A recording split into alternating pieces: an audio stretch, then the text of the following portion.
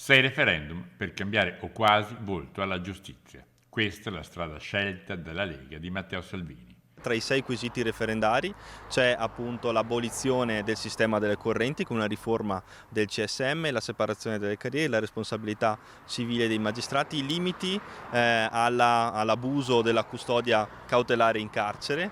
Sono proposte di buon senso che sono state firmate da decine di migliaia di veneti. Contiamo nel corso delle prossime settimane di superare i 100.000 veneti che vengono a firmare i referendum.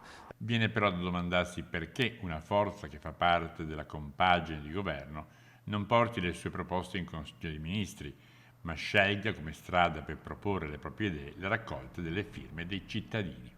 Lo strumento referendario ci permette anche di confrontarci in piazza con le persone, con chi viene a firmare. Per noi è anche una possibilità di incontro per i nostri elettori, per tutte le persone che scelgono di arrivare, di poter accedere al gazebo e di ascoltare anche quelle che sono le proposte della Lega e le proposte referendarie.